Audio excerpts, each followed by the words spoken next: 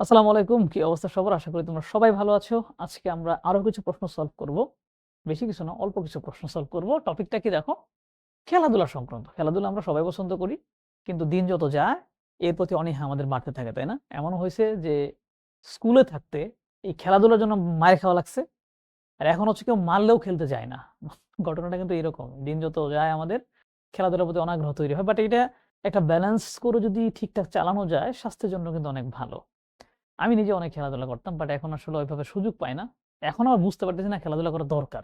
তো আবার শুরু করার চেষ্টা করতেছি। ওকে, আমরা দেখি যে লাস্ট কয়েক বছরে কোন জায়গায় কেমন প্রশ্ন আসছে এখান থেকে, সেগুলো আমরা একটু ছোট্ট করে জানার চেষ্টা করব। ওয়ানডে ক্রিকেট শুরু হয় মূলত কত সালে? যে ওয়ানডে ক্রিকেট বাংলাদেশ তুলনামূলক ভালোই খেলে, কিন্তু শুধু ভালো, ভালো মঞ্চে গিয়ে ডাব্বা মেরে চলে আসে, তাই না?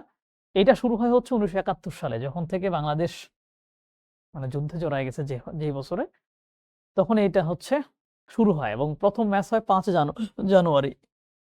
১৯৭১ কে খেলে? অস্ট্রেলিয়া এবং ইংল্যান্ড, এই ২ টা দল। ২০২৮ সালের বিশ্ব অলিম্পিক কোন দেশে অনুষ্ঠিত হয়? আচ্ছা, ওয়ানডে ক্রিকেট কিন্তু প্রথমে ৬০ ওভারে ছিল, জানো কি তোমরা? তারপরে এটা ৫০ ওভারে নিয়ে আসছে অনেক পরে। ২০২৮ সালে বিশ্ব অলিম্পিক কোন দেশে অনুষ্ঠিত হবে? ২০২৮ অলিম্পিকটা হবে হচ্ছে যুক্তরাষ্ট্রে মনে হয়। যুক্তরাষ্ট্রে। যুক্তরাষ্ট্রে এই অলিম্পিক আয়োজনের জন্য কিন্তু বিভিন্ন দেশ অনেক বেশি মুখায় থাকে। এবং দুঃখজনক হচ্ছে বাংলাদেশ তো অলিম্পিক খেলতে পারেই না। বাংলাদেশকে যদি কেউ বলে যে আচ্ছা তোমরা সবাই মিলে এবার অলিম্পিকটা আয়োজন করো, বাংলাদেশ বলবে মাপ চাই, আমি আয়োজন করতে পারবো না। কেন করবো না? আমাদের মাঠ টাট কিছুই নাই। অলিম্পিকের জন্য যে এনভায়রনমেন্ট লাগে, যে পরিমাণ ইনফ্রাস্ট্রাকচার লাগে, আমাদের কিচ্ছু নাই। সো আমরা পারবো না। বাট উন্নত বিশ্ব কিন্তু অনেক বেশি মুখায় থাকে যে বড় বড় খেলাগুলো আয়োজন করার জন্য, কারণ পুরো পৃথিবী তখন তার দিকে তাকায় থাকে। তার পর্যটন অনেক বেশি ইমপ্রুভ করে, একটা ব্র্যান্ডে পরিণত হয়। দেখো না, কাতার বিশ্বকাপ ফুটবল আয়োজন করছিল প্রায় $220 বিলিয়ন খরচ করে। ওরা কি এত লাভ করতে পারছে? পারে নাই। ওদের উদ্দেশ্য হচ্ছে এই বিশ্বকাপ আয়োজনের মাধ্যমে পুরো পৃথিবীতে তার নামটা ছড়াই দিতে হবে। পৃথিবীর মানুষজন আসুক কাতারে বিশ্বকাপ ফুটবল দেখতে, এর পাশাপাশি আমাদের শহরগুলো দেখে যাক, যাতে পরবর্তীতে আবার ঘুরতে আসে।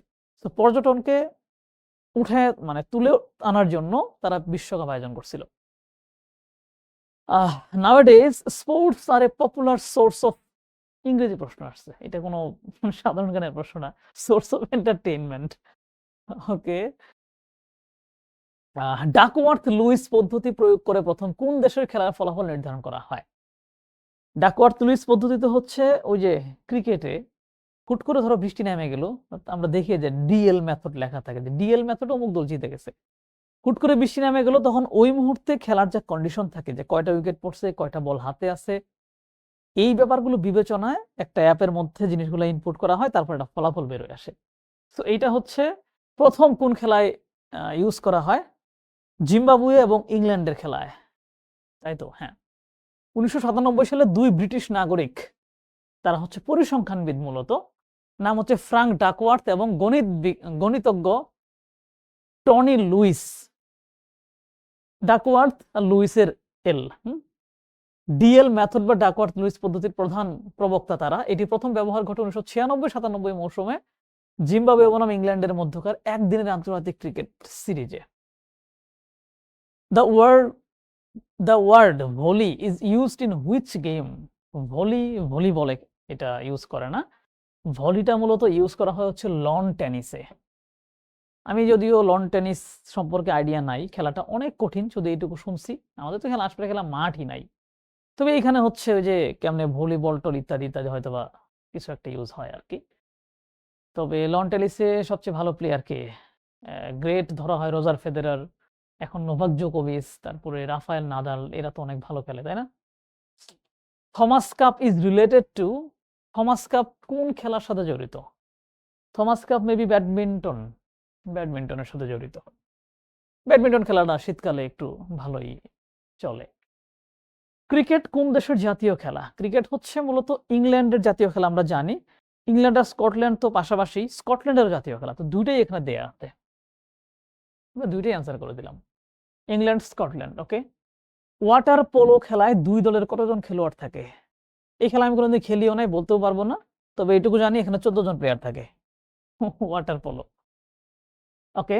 যা পানিতে খেলা হয় ৭ জন খেলোয়াড়ের ২টি দলের মধ্যে। খেলাটি ৪টি কোয়ার্টার নিয়ে গঠিত, যেখানে দলগুলো প্রতিপক্ষ দলে দলের গোলে বল নিক্ষেপ করে গোল করার চেষ্টা করে, তার মানে ওই পানির মধ্যে ফুটবল খেলা, বুঝতে পারছো? তো এখানে 7 জন প্লেয়ার থাকে। টেস্ট ক্রিকেটের ইতিহাসে সবচেয়ে বেশি সেঞ্চুরি করেছেন, এটা তো আমরা জানি, সচিন টেন্ডুলকার করেছেন, প্রায় 51টা সেঞ্চুরি করছেন। হ্যাঁ, 51টা করছে টেস্টে আর 49টা করছে ওয়ান ডেতে, এই দুইটাই মিলে হচ্ছে 100টা সেঞ্চুরি। এটা কেউ ভাঙতে পারবে কিনা জানি না, তবে বিরাট কোহলির একটা পসিবিলিটি ছিল, যদিও ভালো খেলতে পারে তাইলে হয়তো একটা পসিবিলিটি আছে। সিক্স মেশিন কোন ক্রিকেটারের আত্মজীবনী? সবচেয়ে বেশি ছক্কা যে মারে তার আত্মজীবনী সিক্স মেশিন হবে। কে সবচেয়ে বেশি ছক্কা মারতো? Chris Gayle.